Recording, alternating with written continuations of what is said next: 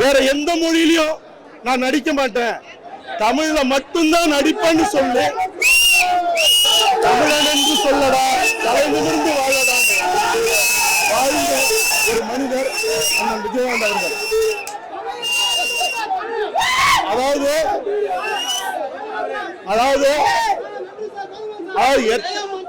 இங்க வந்து எம்ஜிஆருக்கு பிறகு எம்ஜிஆராகவே பார்த்த ஒரே நடிகர் யாருன்னா அண்ணன் விஜயகாந்த் அவர்கள் தான். எல்லாருக்கும் சாப்பாடு போட்டாரு, எல்லாரையும் வாழ வச்சாரு, எல்லாரும் நல்லா வாழணும்னு நினைச்சு அவர் வாழ்ந்த வாழ்க்கைங்கிறது தமிழ் சினிமாவில் வேற யாருக்கும் இல்ல. தவிரவோ நடிகர் சங்கத்தை எம்ஜிஆர் அவர்கள் நடிகர் சங்க தலைவராக இருந்திருக்காரு, சிவாஜி கணேசன் ஐயா நடிகர் சங்க தலைவராக இருந்திருக்காரு, வி கே ராமசாமி அவர்கள் இருந்திருக்காரு, ராதாரவி அவர்கள் இருந்திருக்காரு. ஆனால் எல்லா காலத்திலுமே கடனோட இருந்த நடிகர் சங்கத்தை கடனையும் அடைச்சு பல கோடி ரூபாய் அந்த நடிகர் சங்கத்துக்கு வைப்பு நிதியாக வைத்துட்டு போன ஒரே நடிகர் நடிகர் சங்க தலைவர் தான்.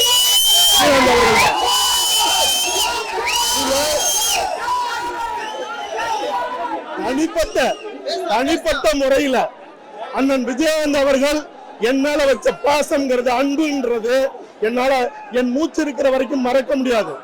அதாவது நான் முதல் முறையாக ஒரு படம் பார்த்தேன்னா அது சிவப்பு மல்லி தான்.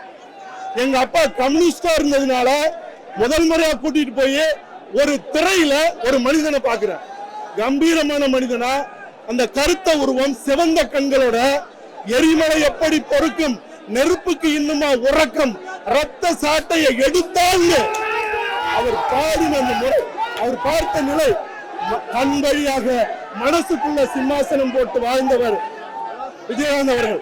அவரை பார்த்துதான் நான் நடிக்கணும், திரையுலகத்துல வரணும்னு 12வது முடிச்ச உடனே சென்னைக்கு வந்தது.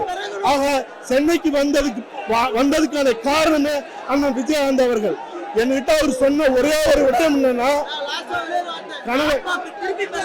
கனவே கிடையாத நேரத்துல, நான் டைரக்ட் பண்ண நேரத்துல அவரை பார்க்க போன போது அவர் சொன்ன வார்த்தை, கௌதம்னு தான் கூப்பிடுவாரு, கௌதம் யாருக்கிட்டையும் சம்பளம் பேசாத, இவனை கொடுத்தாதான் நான் நடிப்பேன் டைரக்ட் பண்ணுவேன்னு சொல்லாத, இவனை கொடுத்தாதான் நான் இந்த வேலையை செய்வேன்னு சொல்லாத. என்ன சினிமாவில இருந்து துரத்த நினைச்சாங்க, வாய்ப்பு தரல, நடிகைகள் யாரும் நடிக்கல, தயாரிப்பாளர்கள் என்ன ஒதுக்குனாங்க. நான் உழைப்ப மட்டுமே நம்பினேன், அந்த உழைப்பு தான் என்னை இவ்வளவு தூரம் கொண்டு வந்திருக்கு. உன் வாழ்நாள் எல்லாம் யாருக்கிட்டையும் சமரசமும் ஆகாத, சம்பளமும் பேசாத, உனக்குன்னு ஒரு உயர்வு இருக்குன்னு ஒரு அவருடைய ரசிகரா மட்டுமில்ல, அவர் தம்பியா எனக்கு கொடுத்த அறிவுரைங்கிறது இன்ன வரைக்கும் இயக்கிட்டு இருக்கு. அதனால அண்ணன் விஜயகாந்த் அவர்கள், அதாவது எம்ஜிஆர் அவர்களுடைய 100வது படம் பெரிய வெற்றி அடையல, சிவாஜி கணேசன் அவர்கள் படம் 100வது நாள் வெற்றி அடையல, ரஜினி கமலுக்கு கூட அவர்கள் மிகச்சிறந்த ஆளுமைகள், ஆனா வெற்றி அடையல. அவர் எண்ணத்துக்காக மட்டுமே கேப்டன் பிரபாகரன் பட்டு தொட்டி எல்லாம் வெற்றி படமாக அமைந்தது. ஆக ஒரு மிகச்சிறந்த மனிதன், வாழ்க்கையில நடிக்க தெரியாத, சினிமாவில் பற்றி நடிச்சு மக்களுக்காக வாழ்ந்தவர் இன்னைக்கு மறுத்திருக்கிறார். அதனால அண்ணன் விஜயகாந்த் அவர்களுடைய புகழ் காலமுள்ள வரைக்கும் தமிழினத்தில் நிலைக்கும். ஈழ தமிழர்களுக்காக உண்ணாவிரதம் இருந்து தன்னுடைய மகனுக்கு விஜய் பிரபாகரன் பேர் வச்சு தன்னுடைய பிறந்த நாள் தமிழீழம் அடைகிற வரைக்கும் பிறந்த நாளை கொண்டாட மாட்டேன்னு சொன்ன ஒரே ஒரு நடிகர் விஜயகாந்த் அவர்கள். அதனால ஒட்டுமொத்த தமிழினமும் அவருக்கு கடமைப்பட்டிருக்கு.